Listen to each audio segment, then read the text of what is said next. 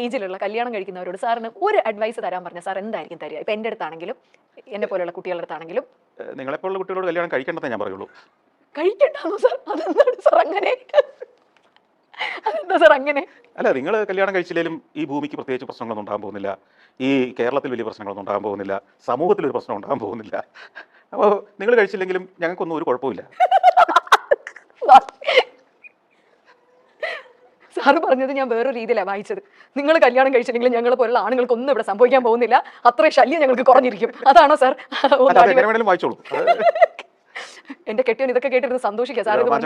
കുറച്ച് നേരത്തെ ഒരു 4 വർഷം മുമ്പേ ആയിരുന്നു സാർ എന്റെ മുന്നിൽ വന്നിരുന്നെങ്കിൽ പുള്ളിയുടെ ജീവിതമെങ്കിലും രക്ഷപ്പെട്ടത് പുള്ളി. കാരണം നമ്മൾ കല്യാണം കഴിക്കുന്നത് ഇപ്പൊ നാട്ടുകാരുടെ ആവശ്യം അല്ലല്ലോ, നമ്മുടെ മാത്രം ആവശ്യമാണ്. അപ്പൊ കല്യാണം കഴിക്കുന്ന ആള് അവര് നിവൃത്തികേട് കൊണ്ട് കല്യാണം കഴിക്കുന്ന പലരും അല്ലെ. ഈ കല്യാണം കഴിക്കണം എന്ന് ഇന്നത്തെ കാലത്ത് എല്ലാവർക്കും നിർബന്ധമുണ്ടോ? ഇല്ല. എന്തിനാണ് ഈ കല്യാണം?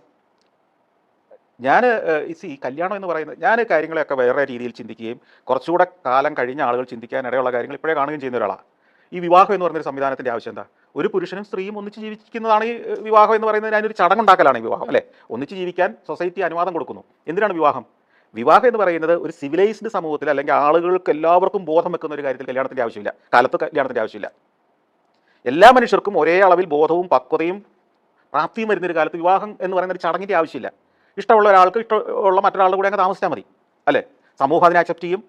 എന്തിനാണ് വിവാഹം എന്നൊരു ചടങ്ങ് വെക്കുന്നത്? നാട്ടുകാരെ അറിയിക്കുകയാണ്, ഈ പെണ്ണ് ഇയാളുടേത് സ്വന്തമായി കഴിഞ്ഞു, ഇനി താൻ എൻ്റെ പുറകെ പോകരുത്, അല്ലെങ്കിൽ ഇയാൾക്ക് ഈ ഉത്തരവാദിത്തമായി എന്ന് സമൂഹത്തിലെ പണ്ട് നൂറ്റാണ്ടുകൾക്ക് മുമ്പ് ആ ഒരു ഇൻസ്റ്റിറ്റ്യൂഷൻ ഉണ്ടാകാൻ ഒരു പ്രധാന കാരണം ഇതാണ്.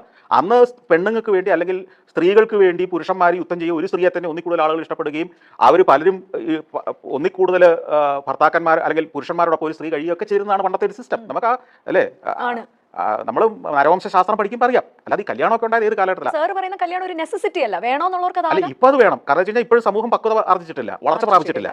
വളർച്ച പ്രാപിക്കാത്ത സമൂഹത്തിൽ ഈ നിയമങ്ങളെല്ലാം വേണം.